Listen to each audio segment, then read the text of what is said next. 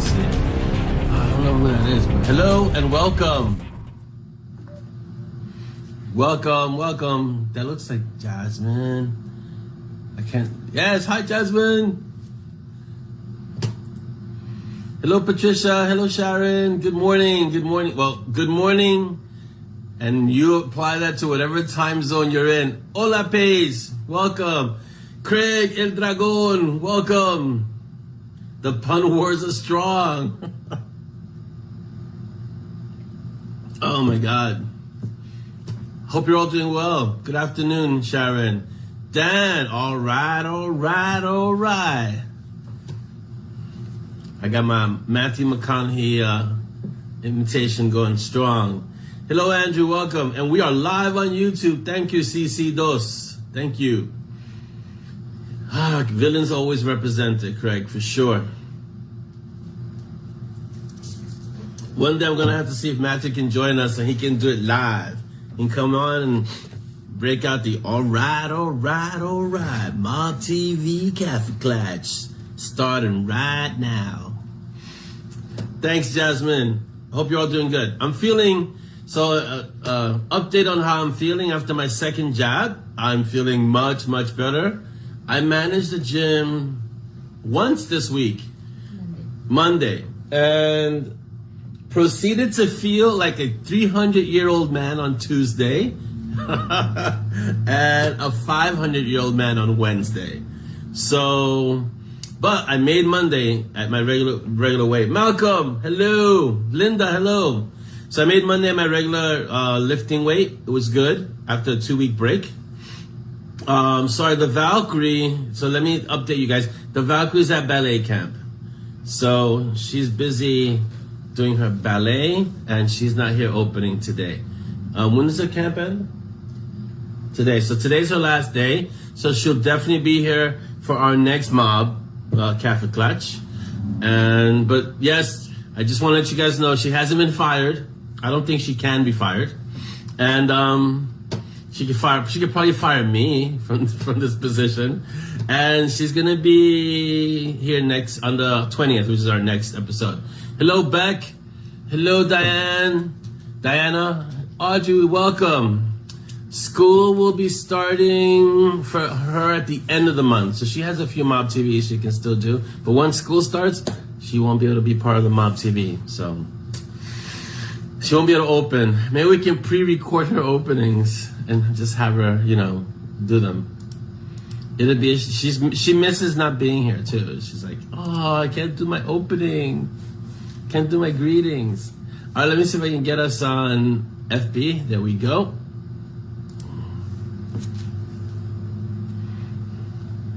All right. Oh, great. My face froze in some weird position. All right. So let's see. Patricia says not at school about New York, but we don't go back to September. Yeah, two of the tribe go back in September, but the youngest one, Z, goes back at the end of August. So she'll have like maybe 1, 2. When did she start? 28. So she has one. Her last appearance in the mob will be next week. In 2 weeks. The next mob will be her last appearance. If you see me looking off to the side, it's because I'm looking at Dolly, who is not within the camera, who is not doing camera. She says, I'm not doing camera today. So, yes, Malcolm, I'll tell ballet camp to get with the schedule. How could they infringe upon Mob TV, Mob Cafe Clutch? So, yeah. So I'll let her know you all miss her. I miss having her here doing her openings. But I'm sure she'll come back and,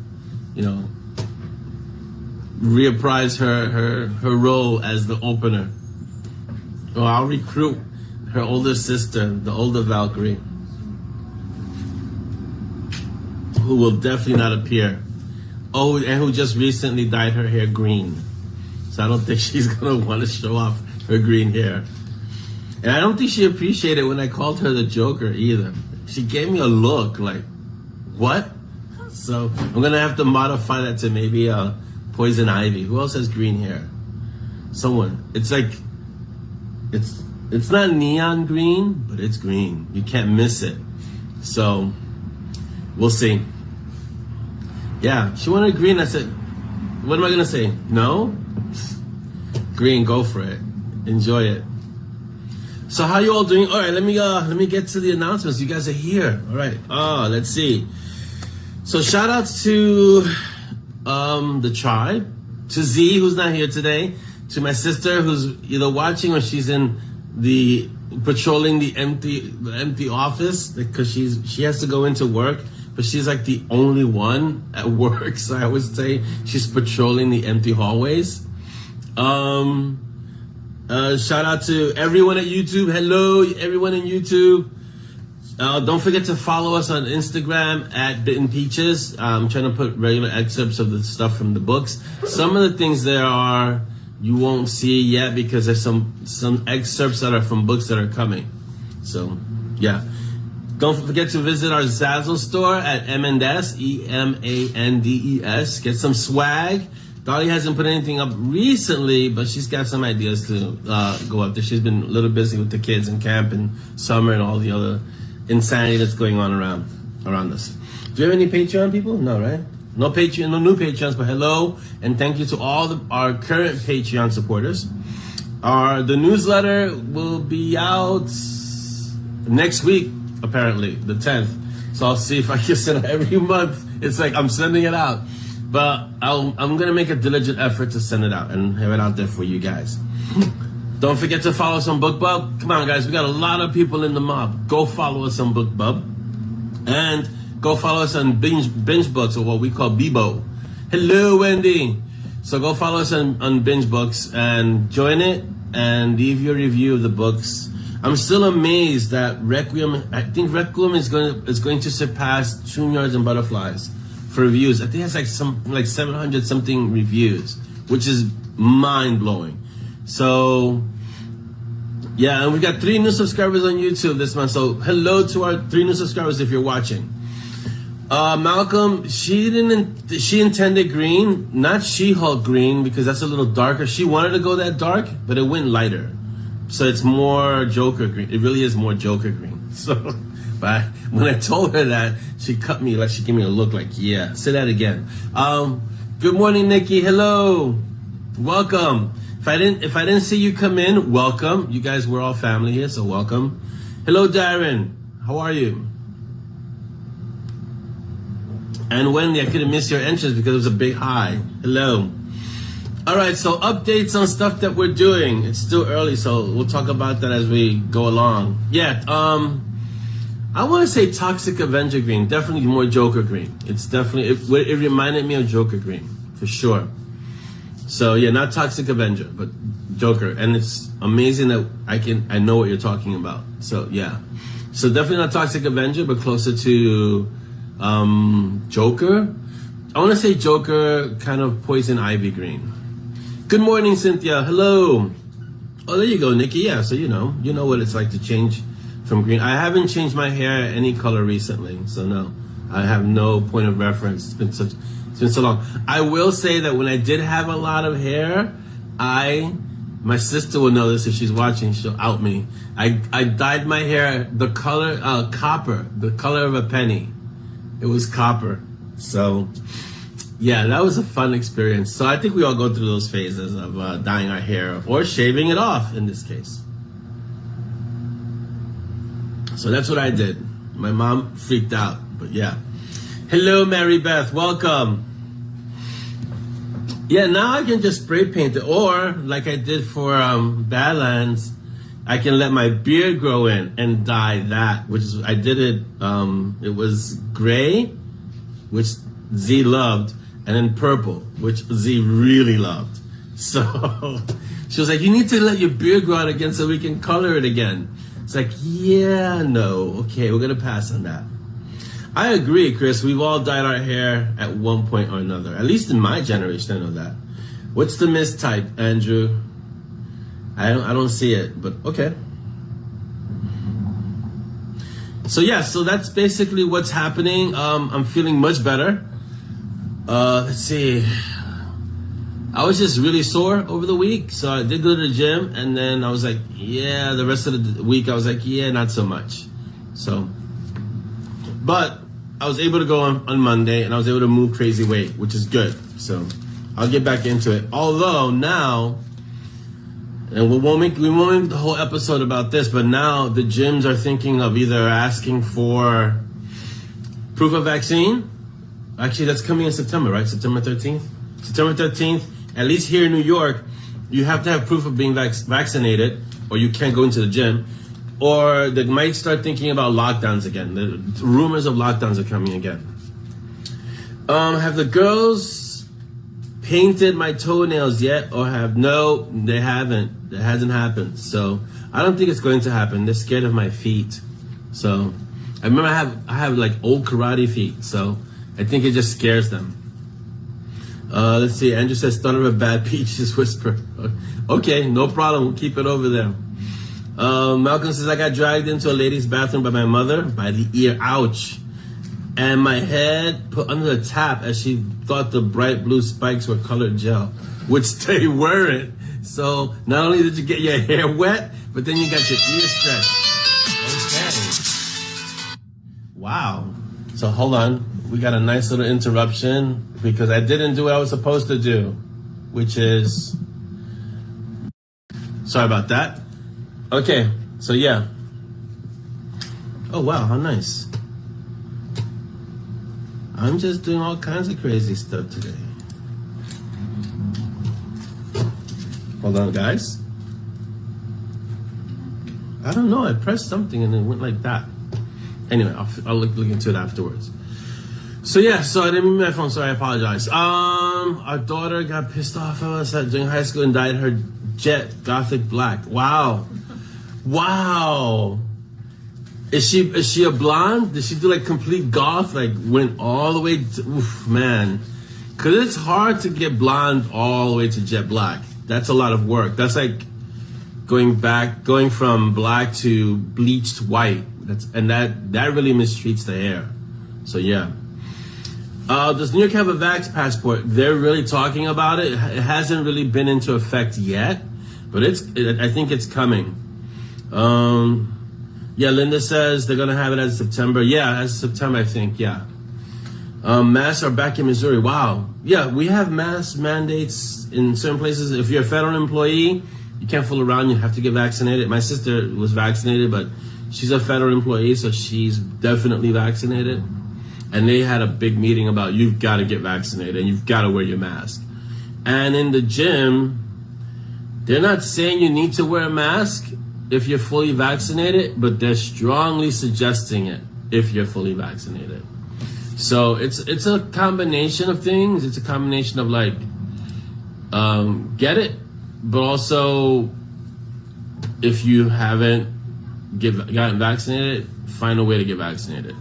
So we'll see what happens, man. It's getting critical out there again. Wow, Andrew, she was blonde and went jet black. She was really upset at you. Let's see.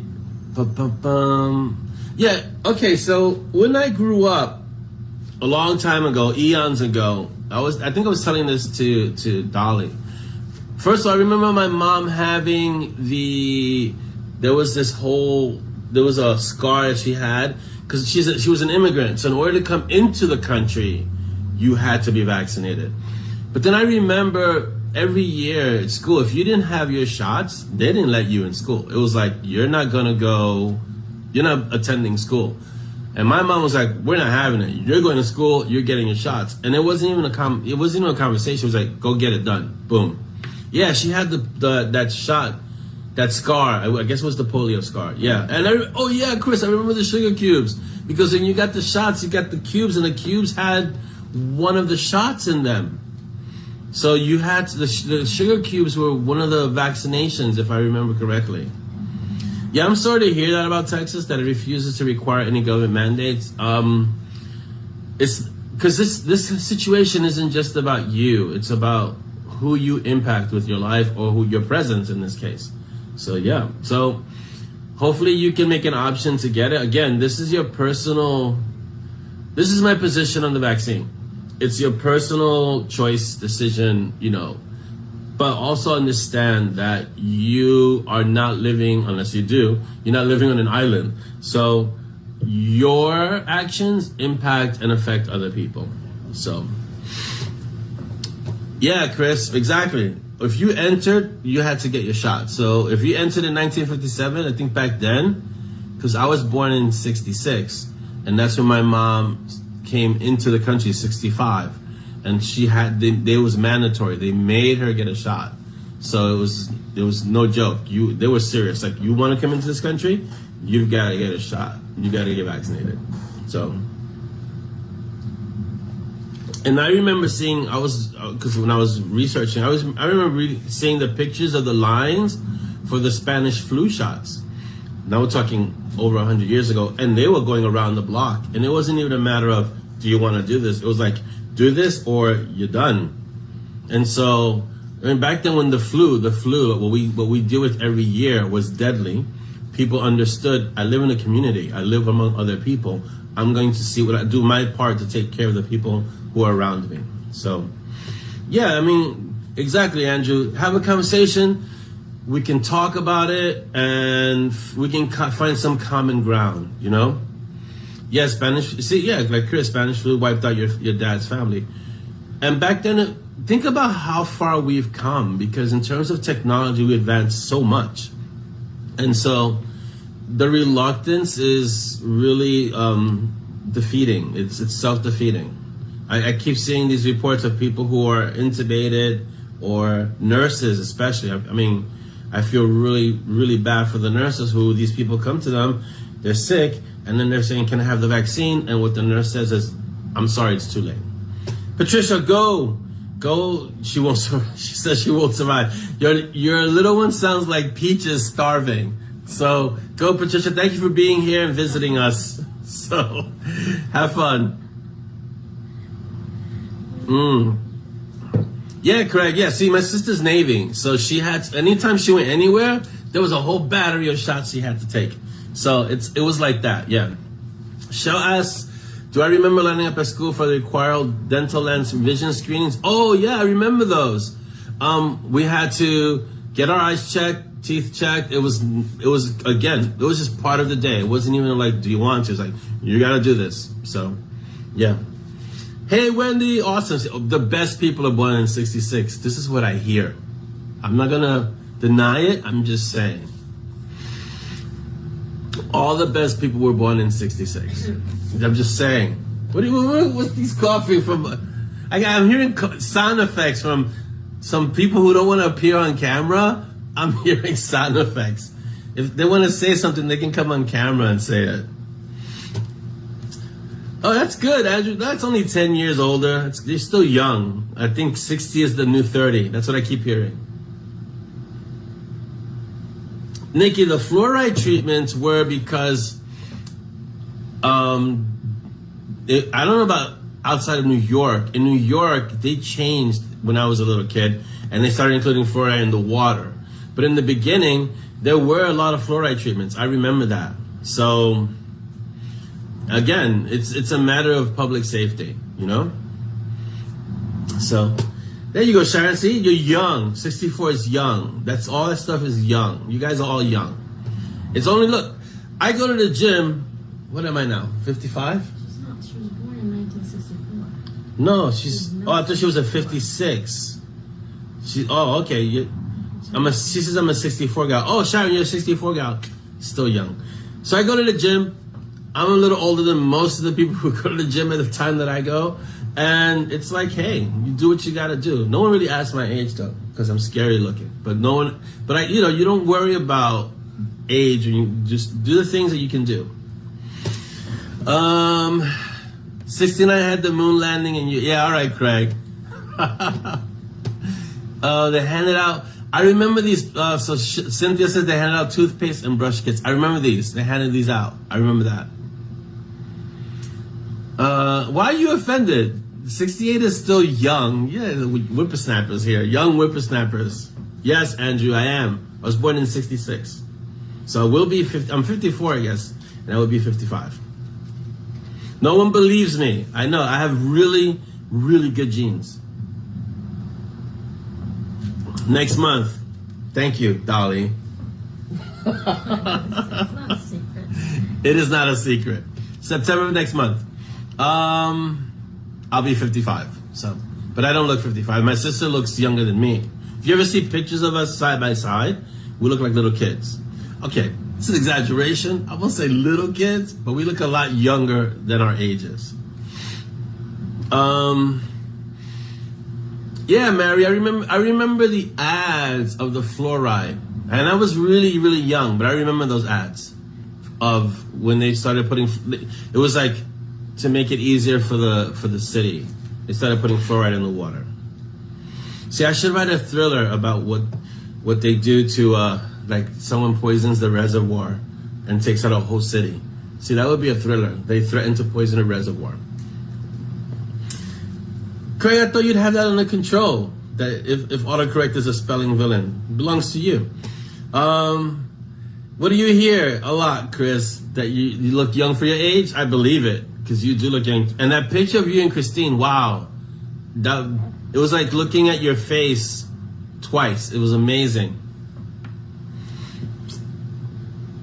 65 isn't that old, you know. Not anymore. So, yeah, you do look young, Chris. You do. 65 is considered, I guess, you know, you can, here's the thing. It all really depends on how well you take care of yourself, what kind of life you've led, and what your body's up to, because again, how you treated your body determines a lot of what you can do at your older age.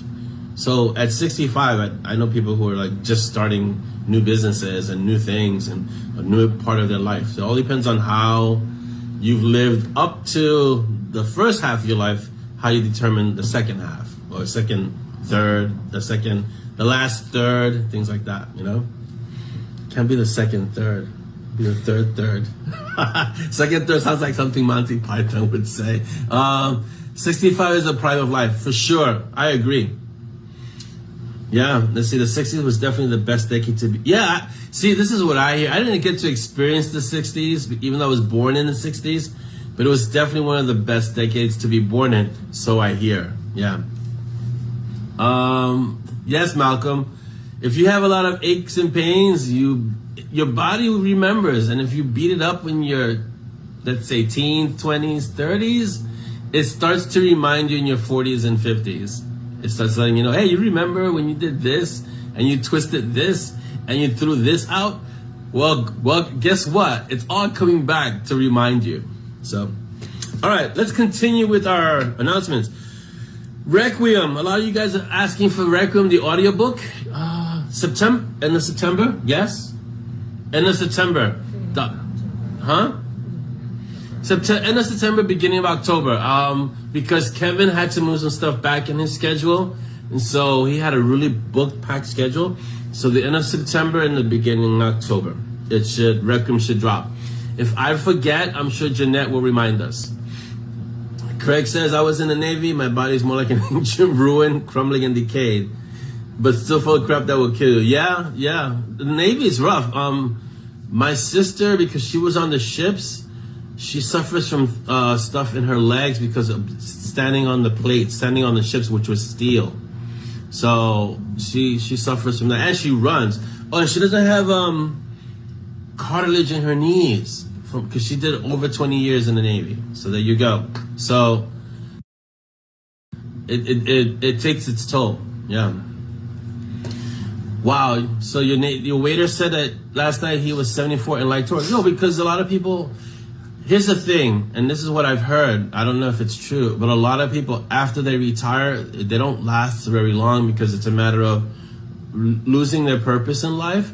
So you'll hear about a lot of senior citizens not just returning to work, but even volunteering because it makes them feel productive. So you should always have something to do, to look forward to, and that's part of staying young, you know? Shaw says mine thinks it's 89. Okay. A lot of it added by the military is JAGs. Okay. What are JAGs, Malcolm? Really, Wendy? So Wendy said she was probably wanted to be 18, so 55. Definitely bragging rights, Wendy. Awesome. Yeah, I agree, Chris. You have to have a purpose. It's important. And no matter, once you become an adult, I mean, even young, obviously, but a young, you're still kind of discovering yourself and finding yourself and who am I and what do I want to do and things like that. So, but after a while, you kind of have to have a purpose. And many times it reveals itself to you, and many times we don't want to admit what the purpose is. So, but it's there. If you look for it, you'll see it. It's there.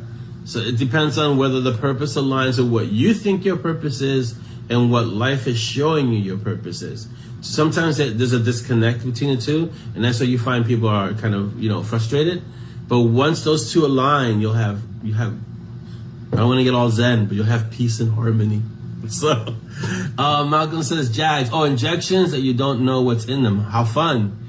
But I think they give them to you because you guys, at least in the military, first of all, in the military, they own you. You sign yourself over to them. 2, you get exposed to so much stuff that I think it's better you don't know what's in them sometimes, because you guys get exposed to a lot of stuff, and at least from what I understand in the Navy. And I guess in the Marine Corps too, Cynthia. So, yeah, Zen is my middle name, for sure, for sure. I agree with you, Chris, same thing. Jags, the air gun of doom, you need, because it was like a compression thing. Got it, Craig. All right, so let's continue. I'm in the middle. Am I actually in the middle? I want to say I'm a little bit past the middle of Divine Intervention. Things are ramping up pretty quickly. So Divine Intervention the art should be coming out in a few weeks, and you guys can get ready to shred it. So, and then it actually comes out live. It goes live at the end of August, Divine Intervention. So there you go.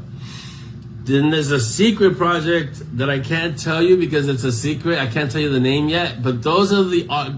Okay, so how was I explaining this to Dolly? Okay, there's a secret project that the art will be sworn to secrecy when they shred it.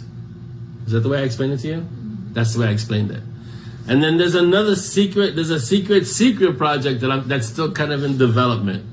So no one really knows about that one. Even Dolly was like, what the heck is that? And I was like, I just gave her the name, but it's really just in the idea phase.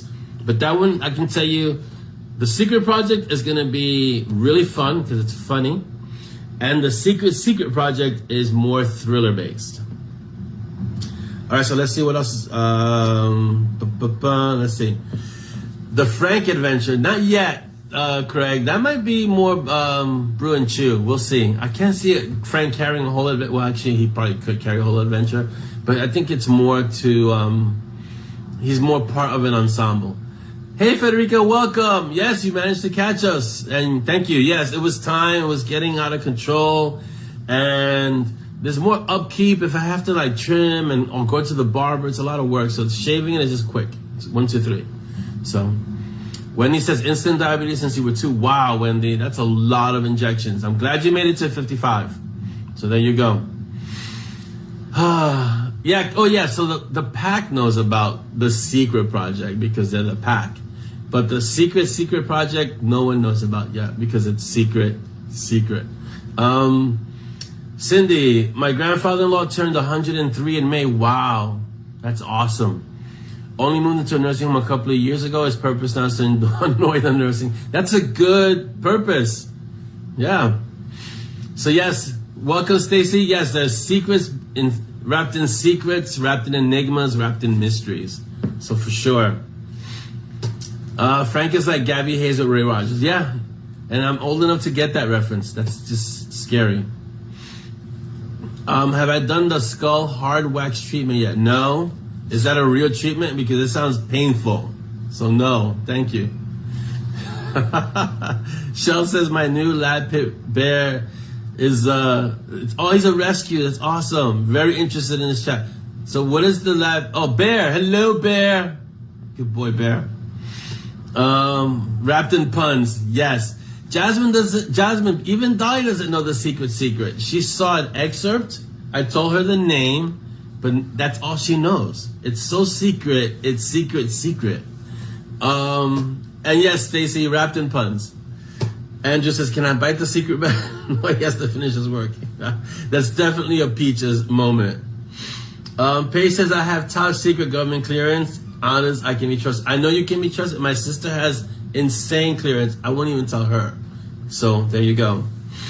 YouTube it and laugh for days. Yeah, okay, I will. I definitely will.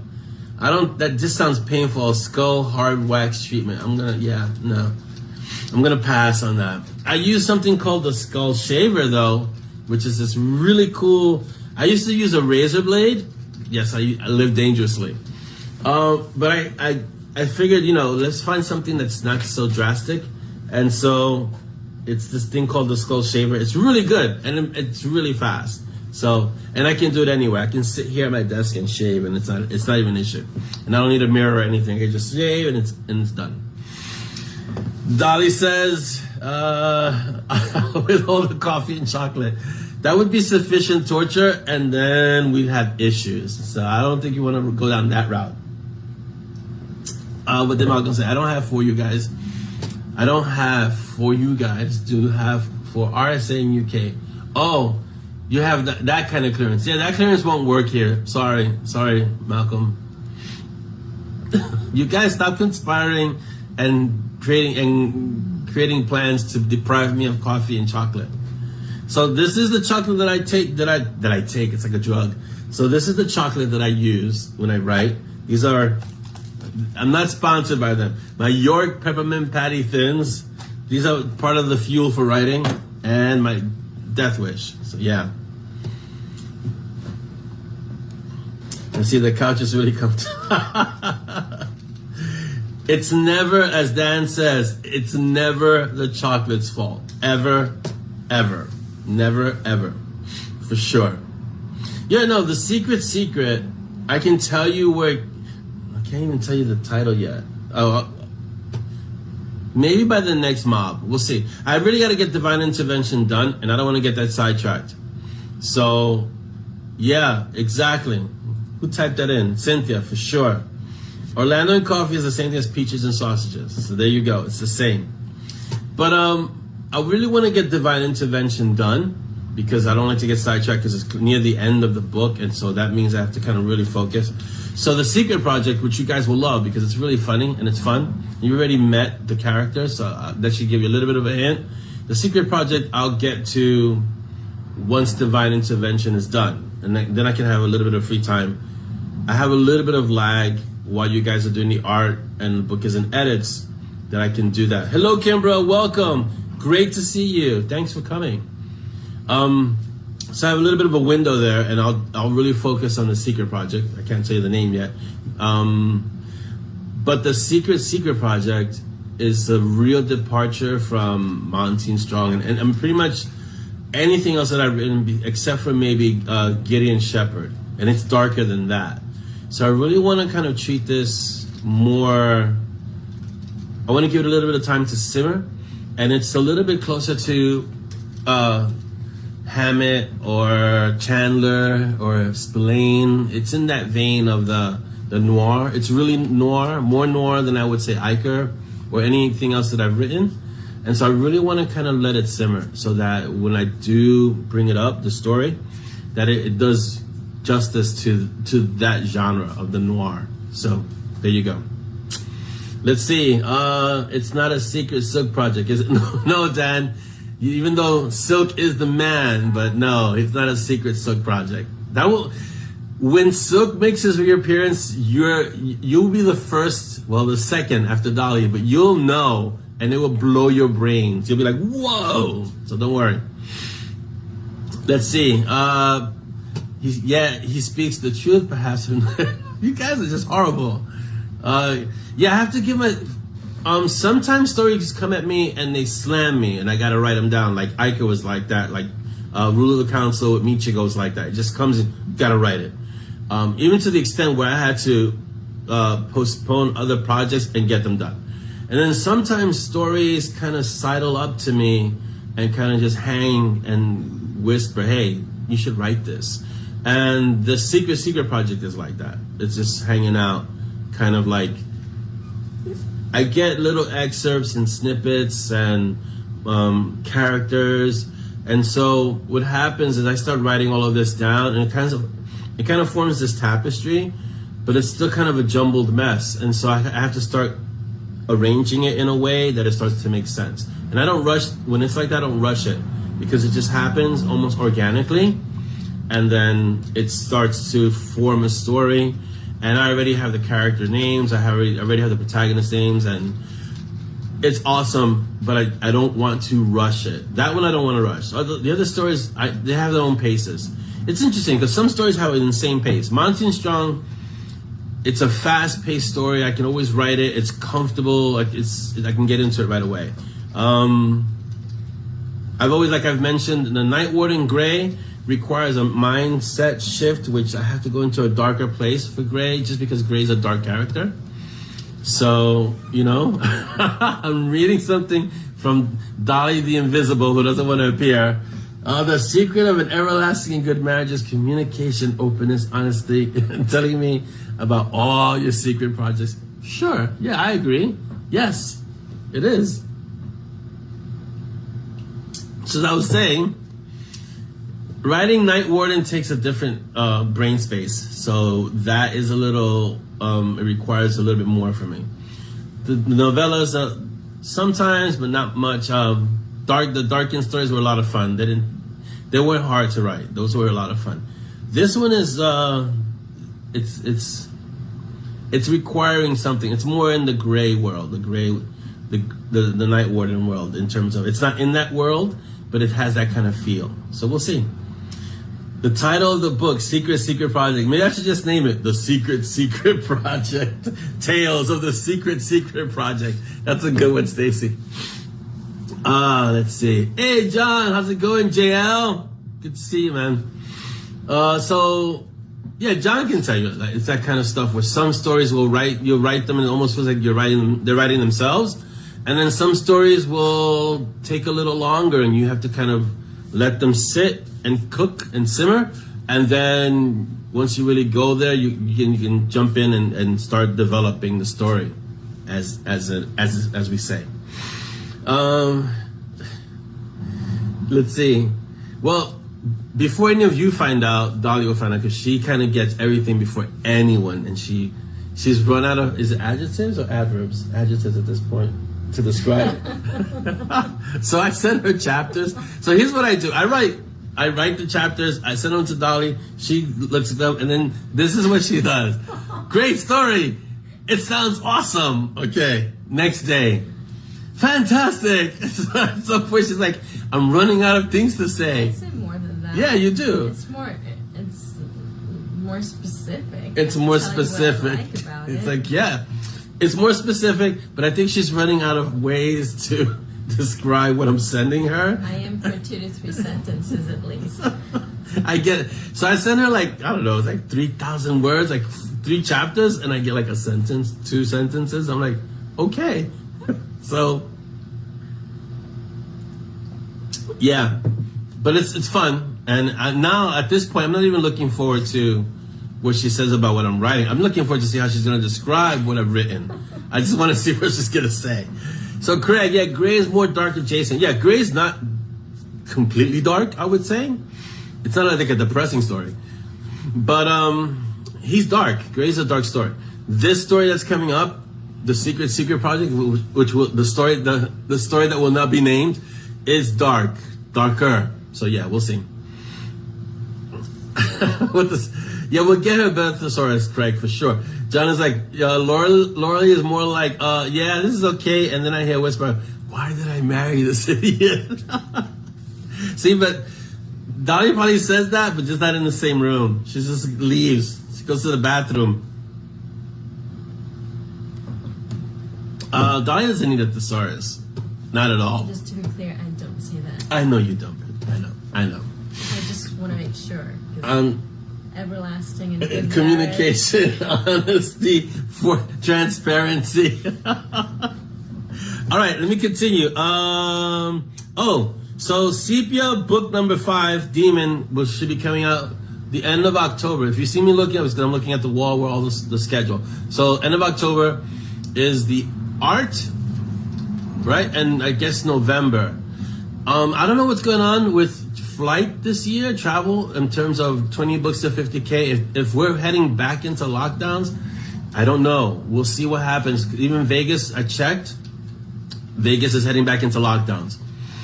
So I don't know what's going on with the whole COVID thing. So we'll see. I'll keep you guys posted and see if I'm going to go to Vegas or not. As of right now, I am going to Vegas, but I try not to leave any writing projects for November because I was away. I'm usually away in November, so we'll see what happens. But Sepia, the last book, which is book 5, called Demon, will be end of October, early November. So right after that, I'm gonna do the next Night Warden book because a lot of people are like, "Where's the next one? Where's Night Warden?" So I'm gonna do that. So we'll see, because there are a few projects that are gonna be around there, around the end of the year. Let's see. I think that's it for the book and audio updates. Oh, next year, we're gonna put a box set? Next year's gonna be a box set. We have 3, so yeah, it'll make a nice. Oh yeah, this is the book that didn't want to stay at 20K. So Nix is gonna make a nice size box set. All right, some questions. Hold on. Let me see. Where are these questions? Hold on.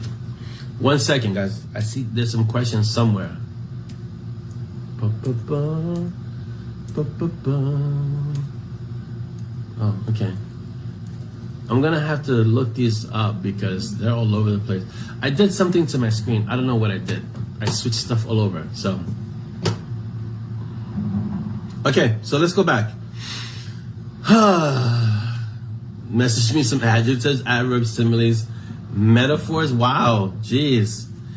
Oh, Secret Agent Man. You know, I grew up watching Secret Agent Man, and I mean, I think it was syndicated because I'm not that old. But it also reminds me of that other, The Prisoner, that show with the big white ball that would bounce after the guy, and he was trapped on this island. He was like number 47 or something like that, and it was called The Prisoner. He couldn't escape. I used to watch that show with my dad. Let me see. So someone's sending me a message. Hold on.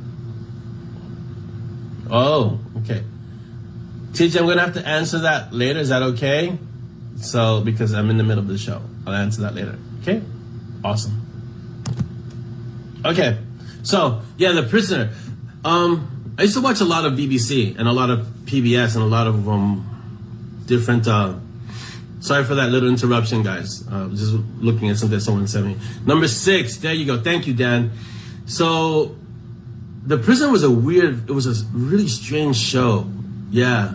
So, but I used to watch that I distinctly remember watching that with my dad, The Prisoner. And so that show always kind of has a special memory for me. But a lot of BBC, I used to watch a lot of Patrick, I don't know if it's Patrick McGugan, but I know it's Patrick something. And I used to watch that I used to watch that, and of course Monty Python. And I used to watch the Benny Hill Show. And I wasn't supposed to watch the Benny Hill Show, but I would sneak the Benny Hill Show in. And I still hear the theme song of the Benny Hill Show. So, yeah. The Big Bubble thing was freaky, Paige. It used to scare me. It was up there with, I don't know if you guys remember Chiller Theater. It was the hand that had 6 fingers that would come out, and then it would eat each of the letters. It would eat the C, and then the H, but it had 6 fingers. And I remember because I counted the fingers, and it creeped me out. I used to watch that with my dad too. My dad had some questionable viewing rules, because I was little. So yeah, Patrick McGoohan. Okay, yeah, he was pretty awesome as prisoner number 6 or resident number 6. And the whole thing was he was trying to get out of that place, and he never could. Oh, Puerto Miron is a village. Yes, I know it was a real village because I remember researching it, and they had actually done it at a real place. So they didn't build a set. It was a real village. Chiller, yes. So this Chiller was it was like this real creepy Twilight show, right? Like it was a Twilight Zone show. But it was a grave scene, a tombstone, and then this arm would come out and it would eat the letters. It had a mouth or something. And it would eat the C and then the H. By the time I saw the hand coming out, I was trying to run out of the room, and my dad was like, "No, you're gonna watch this." I was like, "Ah!" So I think I'm traumatized from things like that. So, yeah. So, yeah, my dad was interesting in terms of forming my imagination. Benny Hill, what I liked about Benny Hill, and I used to do it to my brother and sister, was the slapping in the back of the head. I don't know if you guys remember what he would do to the old guy, the old character. He would constantly slap him in the back of the head. And I started adopting that with my sister and my brother until my mom got involved. And then that kind of stopped right away. But yeah, I used to slap them in the back of the head. Like, let's go, let's go, let's go. Yeah. Like I said, questionable things to watch when I was young. All right. Let's get to the questions because we're running out of time. So, where are the questions? I don't know. Listen, I don't know what I did to my screens. I funked with them, did something with them. They're funky now. Let's see. Here we go. I think I have them. Here we go. Questions. I can't read the feed, so you can read the feed, right? Yes? Okay. Questions. Number 1, Chris Chrisman, CC2. Before writing your first book, did you ever write any short stories besides D&D? If so, did you submit them to magazine? I don't recall writing any short stories when I was younger. I would definitely have journal entries, but I wasn't really prolific in short stories. I would have D&D stories, obviously, but those are campaigns. But I didn't write any short stories. And no, I didn't. Back then, that would be the only way to get them published is to submit them to a magazine. But it never even occurred to me to write a short story to that degree and then submit it to a magazine. Never. So no. Love the new logo. Yes, the new logo was done by the same people who do the covers to Monty Strong, Deranged Doctor Design. I gave them the ideas. If you look at it, it looks a little bit magic-y, eldritch kind of stuff. Of course, there's coffee. Of course, there's a book. And it's the Mob Cafe Clutch. So I hope you guys like the new logo because that is the new logo for the Cafe Clutch. Because I got tired of trying to put things up there. And I said, well, you know what? We need a logo. There was no logo anywhere that described the Mob TV Cafe Clutch. So now we have the Mob Cafe Clutch logo. I'm going to send it to Dolly so she can put it on some shirts too. Because I think it would look great on a shirt. You know the logo? I think it would look nice on a shirt. Or in a mug, or anywhere else where she wants to put it, because she can put all that swag everywhere. Christian 2 also asks, if you could sit down and talk one-on-one with any person from history, who would it be and why? Wow, so many people. I don't think it could just be one person. I mean, there's so many subjects and the spectrum is so large in terms of that. Like if I could sit down and talk with one person, because there's so many disciplines and areas that I'd want to speak to and find out why. So I'm going to leave that for further rumination and thought, and I'll get back to you on that one because this is a long list. Like I'd like to speak to world leaders, authors, musicians, painters, singers, martial artists. There's just so many. It's so broad. It couldn't be just one person. Mary Beth Wright. So I'll get back to you though. Definitely, Chris. I'll give it thought. Mary Beth Wright asks, did you ever have anything published prior to self-publishing? I attempted to, and I have some great rejection letters, but no, prior to self-publishing, I didn't have anything published. I wrote a few things that only Dolly has ever read, and those I don't think will ever develop into a story, but those were the inception, the beginning of writing. But no, Mary, nothing prior to self-publishing. The Spiritual Warrior, the Spiritual Warriors were the first story that got published. Audrey asks, let's see, what's the most difficult part this one's directed at me. What is the most difficult part of writing? Let's see, geez. I mean, anyone who tells you writing is easy hasn't really taken on writing. That's my position. I'm not saying that's truth. I'm saying that's my truth. Writing is tough. The hardest part of writing is getting what's in here to wherever you want it to go, whether it's the computer or a notebook or whatever, without changing it too much. Because sometimes you have these great ideas, and then when you go to express them, they don't sound anything like what you were thinking. So the hardest part is conveying the story as intact as possible to whatever medium you want to, share with the world. So for me, that's the hardest part of writing, making sure that you can maintain the integrity of your ideas from inception to execution. That's, for me, the hardest part. Because you have all these great ideas, and then when you finally get them down and you want to distill them into the story, they're going to change. So you want to try and modify or mitigate those changes as much as possible. And it's hard. It's hard to do that. Dolly, her question, Audrey's question for Dolly. If you could have 1 hour to talk to a deceased author, who would you choose? Dolly? It would be Enid Blyton. Enid Blyton. She's a prolific children's author, and I read so many of her books growing up. Can you guys hear her? Because I don't want to have to echo. Go ahead. Enid Blyton? Say it louder. Enid Blyton. She's a very prolific children's author. Okay. Enid Blyton, a very prolific children's author. From England. From England. That's who it would be, Audrey. The Valkyrie is sadly not here, but her question is, what is the best part of having a father who is an author? I'm going to tell you from my perspective, my children don't make a big deal of me being an author. I think it's because they're used to me. So, it's funny because the Warrior was in a class, a virtual class, and one of the people he was interviewing was an author. And it was like, wow, you should talk to him because he's an author. And I'm like, dude, you live with an author. What are you talking about? He's like, yeah, but you're my dad. And so I think for them, it's so much like this is normal. They're used to it. Like, yeah, it's not a big deal. Yeah, you write books. Okay, sure. But this guy's an author. I was like, I looked at him like, really?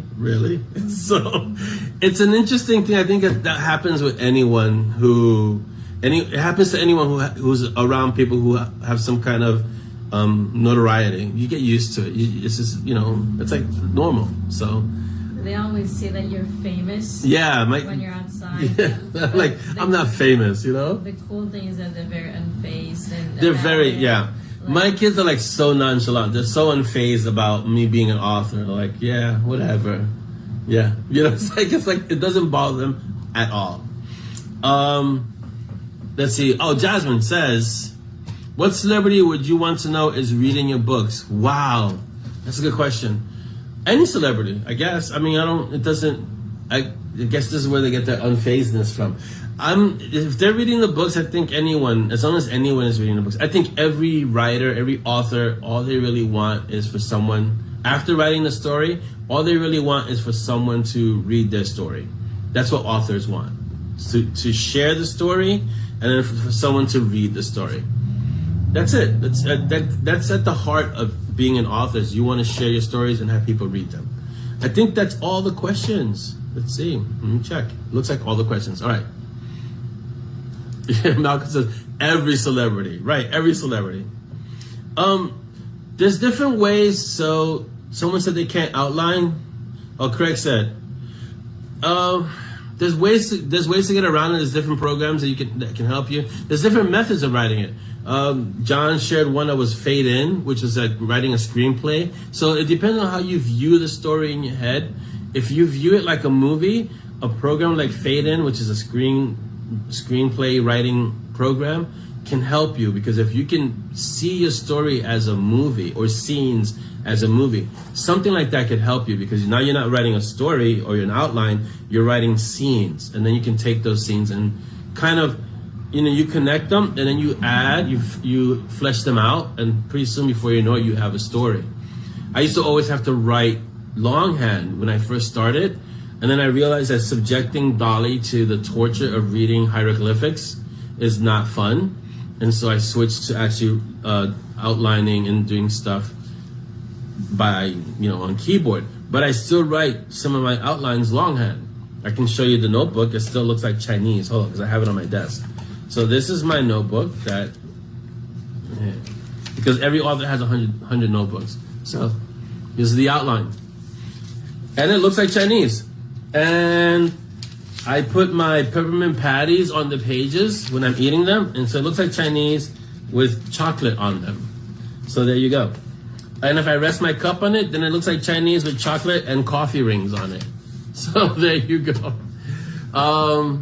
But I used to write the first draft in longhand, and then Dolly would look at it and try to figure out what was being written, and that was just painful to watch to suffer like that. Huh? For me, it was painful to watch you try to decipher what I was writing. I also got this other book that JL recommended. Where's the writing's journey? Let me see it. Can you bring it so I can show it to him? So, John recommended a book. If you're going to start really getting serious about writing, you kind of have to study the structure of writing.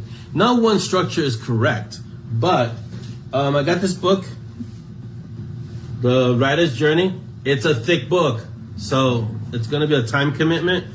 But if, you know, there are a lot of books out there. Thank you, baby. There are a lot of books out there that will help you.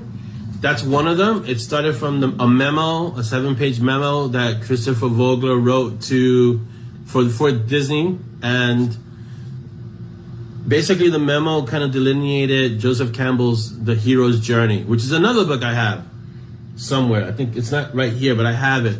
That's even bigger than that one, and it's a much drier read, but it's the whole kind of expression of how every culture has a structure for storytelling, the hero's journey, which if you read the hero's journey and then you watch Star Wars, because that's what Lucas used to kind of create Star Wars, you will see George Lucas hit every point of the hero's journey in Star Wars.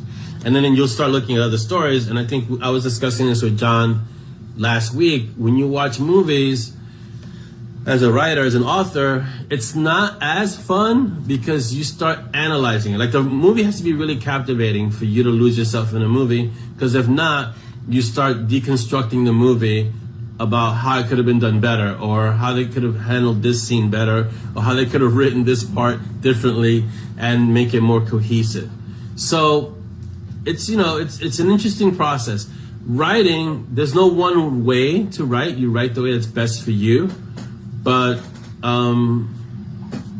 there are structures that you can follow. Do masterclasses help, like Gaiman's? I did Neil Gaiman's masterclass. It was a lot of fun. Again, he's going to give you advice, suggestions, and that's all any writer can give you is advice. They can't tell you this is the only way to do it, because that's not true. If any writer tells you this is the one way, the only way to write, they're lying to you. They can tell you this is the structure that exists in stories, but the way you express that structure is what ends up being your voice. And that's the hard part. What did JL say? 80% of movies in the US these days are hero's journey. Yes, this is true. The movies that don't follow the hero's journey are what we consider experimental, indie, kind of, it's very different. One movie that was really fun departure from the hero's journey, if you ever get a chance to watch it, is Memento with Guy Pearce, and it's a mind-blowing movie. It was done by Christopher Nolan, so that should tell you something. But it's this guy who he only has short-term memory. And it's a really interesting way of telling a movie. So, Memento. Guy Pearce is in it. Carrie-Anne Moss is in it before The Matrix. And so, it's amazing. So, but that's not a hero's journey movie. But it's a great movie, and it was a great way of telling a story. And it was an indicator of things to come with Christopher Nolan, because he has that kind of twisty, think Tenet, think Inception. He has that kind of way of telling a story.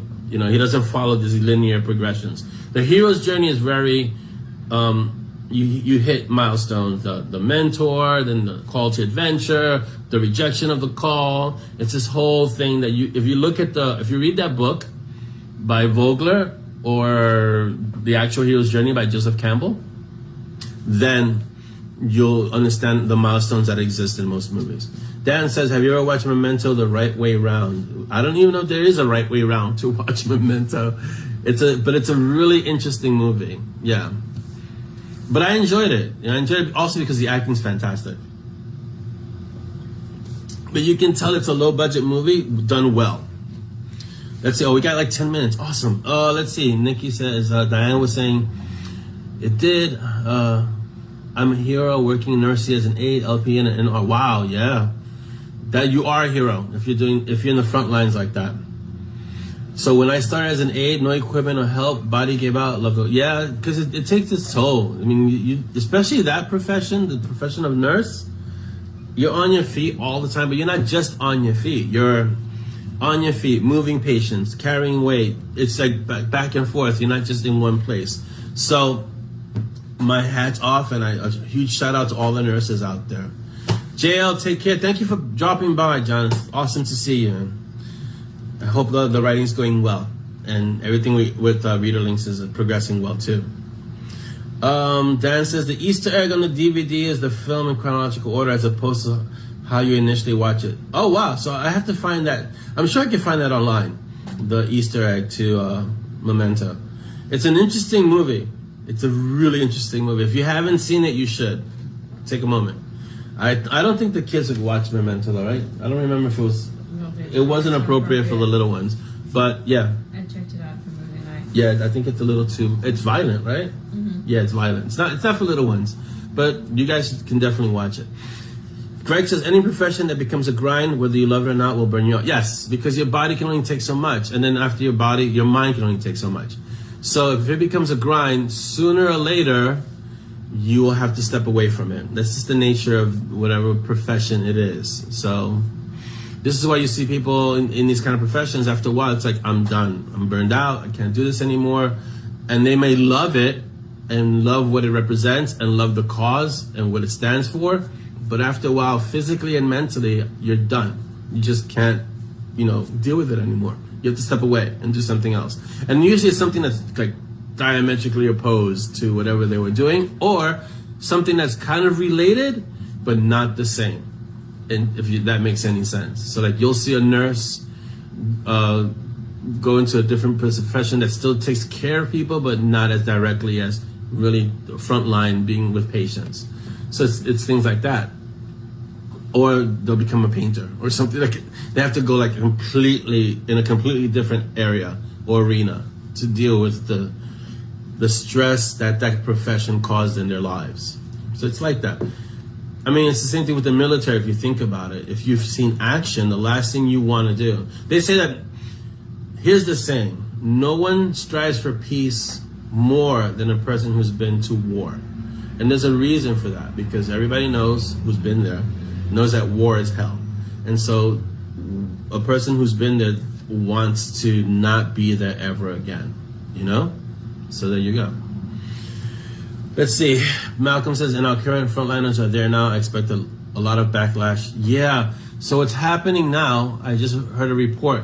There are nurses being offered 4 times their annual salary to work at other hospitals because of the nurse shortage in some of the states in this country. So that's how bad it's getting, because nurses are like, I'm done. I just can't do this anymore. So there's a real staff shortage happening in this country. I don't know about other countries, but I'm pretty sure it's pretty much everywhere else. It's happening. Chris says, I admire the gymnast who bowed out of the Olympics for mental health. She lost her center. And when you lose your center, doing something like gymnastics, it's like there was a tennis player also, Naomi something, I believe, who for the same reason. And this is why also I think what happens when they start so young, they don't develop the social skills to deal with all that pressure. And so when they're thrust into the spotlight like that, it becomes a mental health issue. Malcolm says, I cannot be in the IT field now. Right. I mean, after a while, you're like, I'm done. I can't do it. I don't want to do anything. I don't want to have to do anything with IT at this point. Craig says, my mom went from working as a cancer lab tech to a medical tech at a dairy processing plant. Right. So related, but not the same, because it's still part of who you are, but you can't just do the same exact thing. And so that's what happens. You just have to kind of adjust your life. And then it's really taking care of your mental health too. If you're doing something that you dread doing every day, you want to start evaluating, why am I doing this? For some people, you have the option to step away, but some people don't. And so it really takes its toll. So it's something to really think about. All right, let's continue, because I have a few more things in the miscellaneous area. There's a red shirt death. Say that 10 times fast. There's a red shirt death in progress. So Kathy Jarman, who's our red shirt winner, is is going to be our next victim in divine intervention. Vaccines is my note here. So if you haven't gotten them, my suggestion, get them. This Delta variant is not fooling around. Go get it, please. Get your vaccines and do what you can do. Okay, and stay healthy. Mary Beth, oh, it's just more. Okay, hold on. I'm going to interrupt the notes to read the feed. Nikki says, I'm at that point, I'm about to restart college so I can go into a new field. If you can study and learn and keep that as part of your life for the rest of your life, that is an awesome thing, because it's always good to be able to learn again and more. Paige says, Simone Biles lost her literal center, unable to maintain her spatial awareness while flipping and spinning. Right. So that's integral to a gymnast. If you can't keep your center, not just your mental one, but your literal one, you cannot do gymnastics. You can barely walk properly, much less tumble, flip, roll, do all of that stuff. So yeah, she made the right call in stepping away, because at that point, all she was looking at is a potential injury. So Sharon says, I worked 23 years in banking. I am now working as a science technician in a school. Oh, yeah, it's completely different from banking, yet kind of related when you think about it. Who's this? Oh, hi, Mary Lane. Welcome. You came at the tail end, but you're here, and that's awesome. Mary Beth asked, if you couldn't be a writer, what do you think you would do? I'd be doing what I did before. I had a dojo. I worked as a graphic designer. I did a lot of things before writing. So yes, I'm multifaceted. So definitely, there's a lot I could still do, even if I couldn't write. But I always wrote, and so writing is part of who I am. And it doesn't require a lot. I could just a pen and paper. I could write. So that's the awesome thing about writing. Chris said, I went back to college at 43. That's awesome. Stacy, what does Stacy say? Stacy says, love you all, glad. Bye, Stacy. Thank you for popping in and being here with us. I'm 40. Oh, Nikki says I'm 45. Don't worry about it, Nikki. Just do what you got to do and don't worry about it. Just study. That's all you're going to do is learn so you can go into a new field. So think about what the process is taking you to and then use that. Nikki says now there's the Delta Plus variant. I don't know what the Delta Plus variant, but it sounds scarier than the regular Delta variant. So as I'm saying in my note, if you can, I just heard a report this morning that there are countries begging for vaccines. And we have, what was it that you were telling me, that we're going to have vaccines that are going bad? We have vaccines that are expiring in this country. So please make an effort to keep yourself safe. Whatever that may be for you, you know? If you could get the vaccine and keep yourself and your family and your neighbors and your community safe, do that. If that means just wearing a mask and physical distance, then do that. But just keep yourself safe, you know? Oh, thank you, Audrey. I try to be, people tell me I try to be a teacher. That's natural to me. I don't know. I did it for a long time, though, as an actual teacher, as an instructor. So thank you. Yes, Nikki, keep the goal in mind. That way you won't stress about, I'm going back to school at 45. You know how many people go back to school at an older age, and 45 is not old. So yeah, just go. You can do it. Just study. Think about it like this. Now you have to just make yourself do your homework. As before, your parents would tell you, do your homework. Now you know, I'm doing this for the purpose of moving into a new field. And so when you think about it that way, before you know it, you're done. Wendy says, I worked as a union pipe fitter in construction. Now I pets it. That's a hard job, Wendy. That's awesome. I've seen pipe fitters because I've been on construction sites. That's serious work. So yeah, that's tough. And now you pets it. So very different. So very different worlds. But yeah, Chris says, I was 2, but I had a purple hair kid hold the door for me. I knew it'd be okay. Yeah, computer science degree. You can do it. You just got to really want to do whatever it is that this new education is going to push for you. And like Craig says, if it's important to you, you will be driven to complete it. And that's the key. I'll give you like my own experience. When I start a book, it's amazing. You start the new story, it's awesome. You get to the middle, it's a slog. And you're like, I don't want to do this anymore. I'm done. Can we just, and I tell Dolly all the time, I'm just going to have an asteroid or a meteor hit the Earth at the end. Because you get to that point. So, but if you really want it, like Craig says, if it's important, you'll be driven to complete it. So, Dan, thank you for hanging out and being awesome with us. Take care. Oh, it's evening. Yes, where you are, it's evening. So thanks for being awesome, being here with us and visiting. So the last note I have is 5 minutes of Zen. So I'm gonna start trying. I've spoken with Chris, and we'll see how we can do this. I'm gonna start trying and having like 5 minutes of Zen frequently, regularly. I never mentioned this before, and for some reason I'm kind of reluctant. I don't know what it is. There's a little bit of resistance. I have to kind of look at what that is, where it's coming from.